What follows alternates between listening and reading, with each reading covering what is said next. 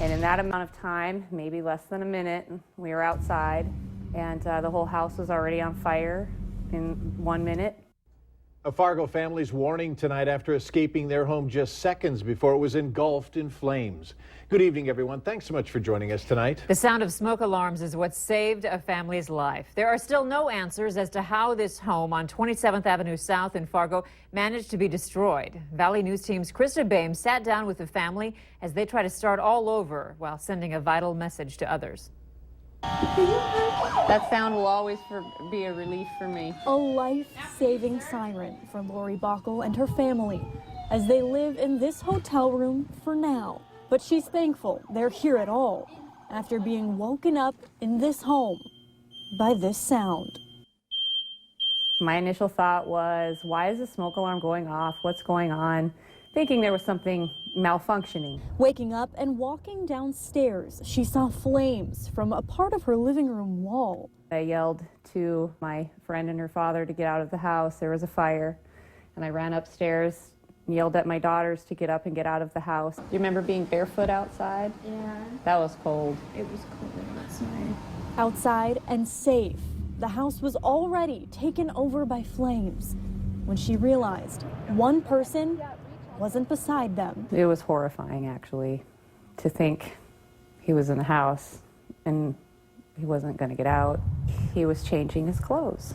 Every second counts. Crews were able to pull him out. Bockel, thankful she woke up at the right second. Because I did not smell smoke. I did not hear a fire. Even more thankful of the sound that woke her. Any noise you hear, I mean, I can hear a strange sound out and about shopping, and it makes me feel a little more alarmed, you know? Sitting here alive to tell your family to make sure this sound is working for you.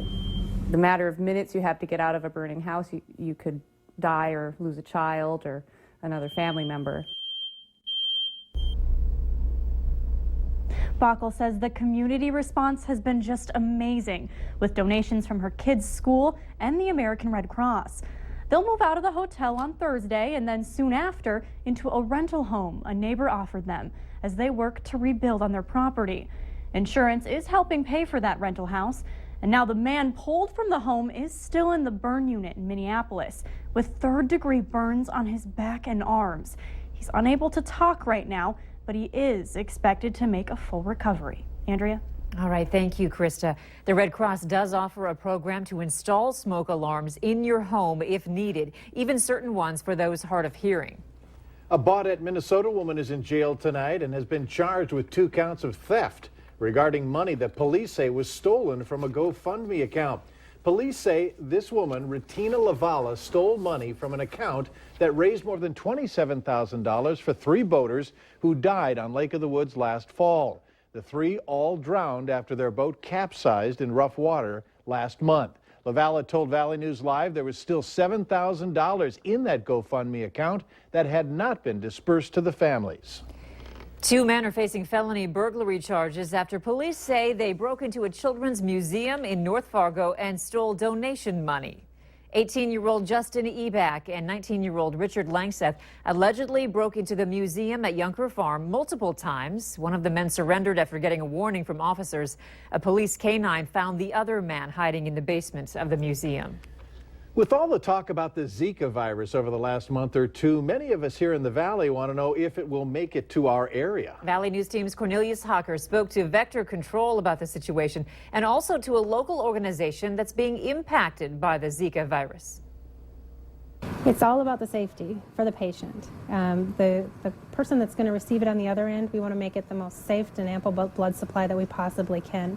United Blood Services is feeling the sting of the Zika virus as new guidelines are out, placing donation restrictions on people who've traveled to certain areas of the world where Zika is prevalent. If somebody's traveled to Mexico, the Caribbean, South Central America, those types of areas, and we have them all listed, if they've traveled to any of those areas in the last 28 days, we ask that they do not donate until the 29th day at least. To date, it's the first local impact we've seen here in the Valley.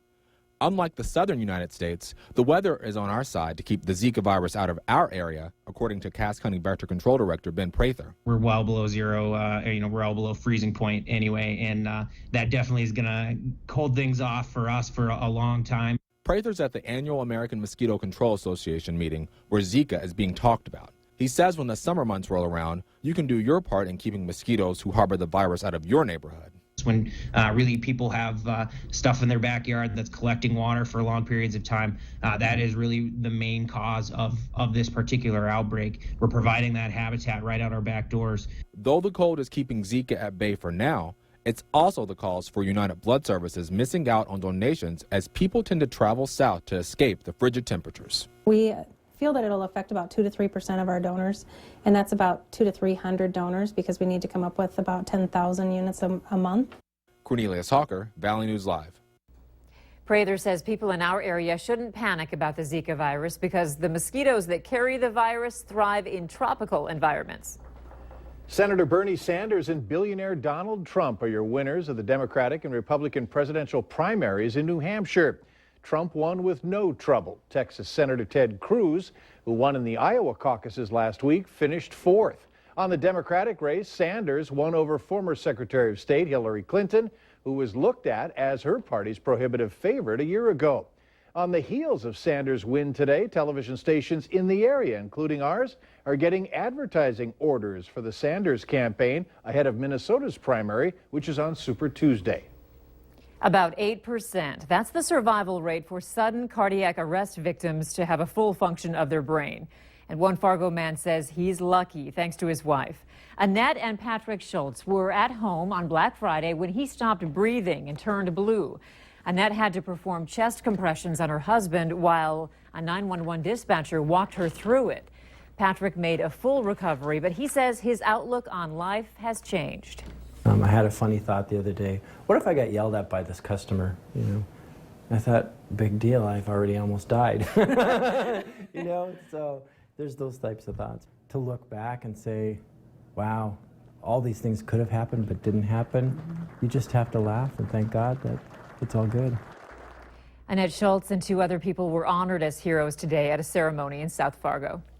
It's Tuesday. That means it's time for another restaurant report card. This week, we came up with a couple of restaurants with spotless reports. Therefore, Valley News Team's Christine Stanwood had to hand out a couple of Clean Plate Awards.